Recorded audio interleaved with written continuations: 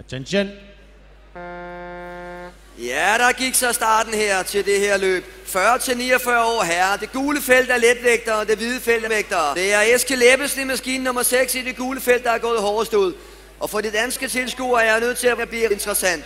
Eskil Ebbesen er jo kendt for at sætte verdensrekorder. Han er jo indehaver af verdensrekorden i 30-39 årsklassen. Og lurer mig, om ikke han prøver også at få årsklassen. Han havde mulighed for at gøre det sidste år, da han lige var rykket op i klassen, men måtte desværre melde fra i sidste øjeblik på grund af noget sygdom eller noget skade. Men nu er han her, og hvis vi kender ham rigtigt, så er han selvfølgelig forberedt til fingerspidserne. Og han skal ro på en tid, der hedder 6:17,4. Så ved I det.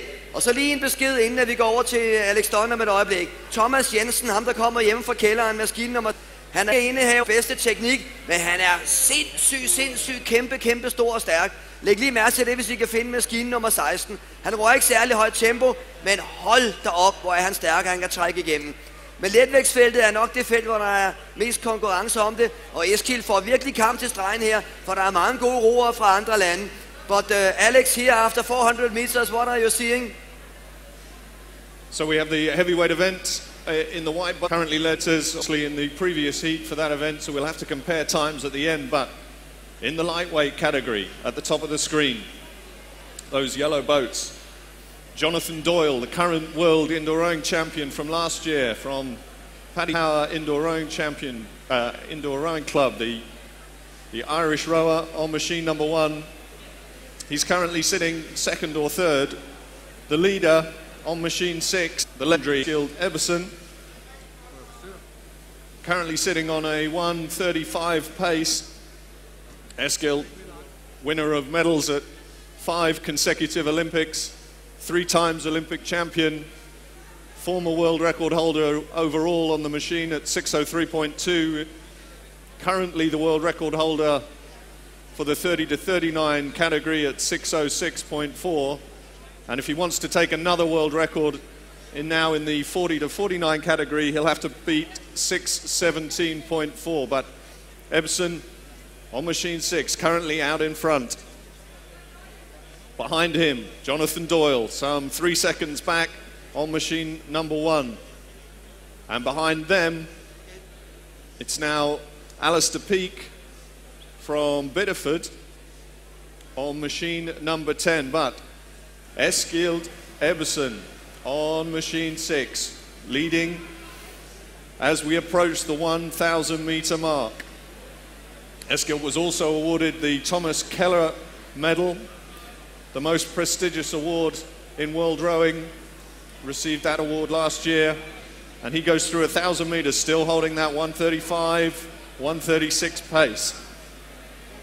In the heavyweights, Thomas Jensen, he's currently holding the same sort of pace as Ebbesen, and he leads his heat of the heavyweight category. Just to go, Henrik. Ja, vi har passeret 1000 meter mærket, og det er stadigvæk Thomas Jensen, der kommer direkte hjem fra kælderen, der fører, og det tror jeg, han vil gøre hele vejen til mål, sådan ser det ud. Det er lidt mere spændende i det gule felt. Jeg skæver jo meget ud til, hvor hurtigt Eskil han roer. Nu roer han 1:35. Han passerede 1000 meter mærke på en uofficiel tid omkring 3:11-3:12. Og så skal han godt nok ro meget stærkt de sidste 1000 meter, men nu roer han altså 1:34. For 100 meter siden, der roede han 1:36. Han er begyndt at gå op, trykke mere til. Han er godt klar over, at skal han nå noget stærkere. Det bliver hårdt, det bliver vanvittigt hårdt. Hvis det der, det lykkes for ham at sætte verdensrekord, så tager jeg altså mere end hatten af. Det er jeg nødt til at sige. Fordi som det ser ud nu, der bliver det sindssygt svært. Men intet er umuligt. Vi kender ham jo. Nu roer han 1:33. Han er nede og lugter til 1:33 nu. Noget indikerer altså, at han er godt roende, og han er stærk på den anden 1000 meter. Hvis det her lykkes for ham, så er det noget i rakket. 1000 meter mærket, der vil jeg godt nok ikke have sat mine penge på, at han skulle nå det. Det er heller ikke sikkert, at han gør det. Han går nu ind på de sidste 500 meter her med et øjeblik. Det er stadigvæk Thomas Jensen, og Eskil roer 1:34 nu. Ja, det er hårdt, han skal have opbakning. Hvis han skal nå det her, så skal jeg så støtte ham. Så skal I råbe af ham derovre. Publikum, hvad laver I? Se at få hænderne op og lommen her. Vi er ved at overvære nu. Han roer 1:33, 1:34. Han skal have fuld opbakning her på det sidste, ellers så kan han ikke. Det skal være ligesom i Herning i boksen. Vi har ikke 14.000 mennesker her, men dem vi har, dem skal vi høre. Han roer 1:32. Han har muligheden for det. Der er 300 meter tilbage. Det er stadigvæk Thomas Jensen, der fører. Men vi koncentrerer os om Eskil Ebbesen. Han roer 1.30. Det er jo fuldstændig sindssygt, det der. Han skal ned under 6.17,4. Han går nu ind på de sidste 200 meter, 1.29. Publikum, råb, skrig, gør et eller andet. Han skal bæres til målstregen. Kom nu det sidste. Det er verdensrekordforsøg. Skal det lykkes? Det er 6.17,4. Han bliver ved. 1.28. Han nærmer sig de sidste 100 meter. Skal han gøre det? 1.27, 1.26. Det er jo fuldstændig sindssygt, det der.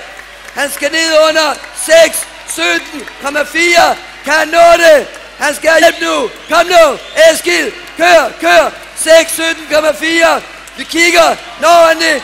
Ja! Han gør det! Yes, yes, yes, yes. Det er jo fuldstændig sindssygt. Eskil Ebbesen. A new world record!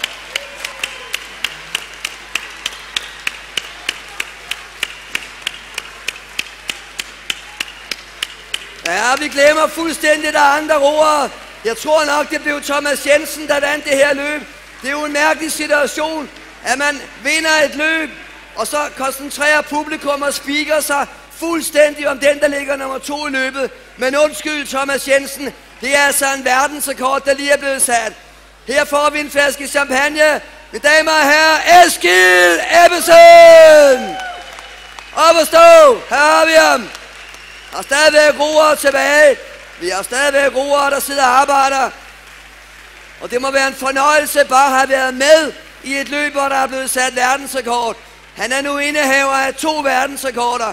Han har verdensrekorden i 30-39, og nu har han den altså også i 40-49. Og han har mindsat den også tidligere haft den i den åbne klasse. Han er jo fuldstændig uimodståelig. Jeg er ikke klar over, om der er flere roere tilbage. Jo, der kommer en der. Både nummer 21. Ja, der kommer også en nummer 4 og nummer 14. Der er stadigvæk 4-5 tilbage. Og det ser vi nu her. Men hvilket løb. Det er jo fantastisk. Hvis man kunne have spillet sine penge på Eskil, da der manglede 1000 meter, så vil jeg i hvert fald ikke have sat pengene på ham. Men han kunne gøre det, han gjorde de sidste 1000 meter, og gå ned og ro 1.29, 1.27. Den mand er jo fuldstændig vanvittig. Her fik vi sluttet løbet.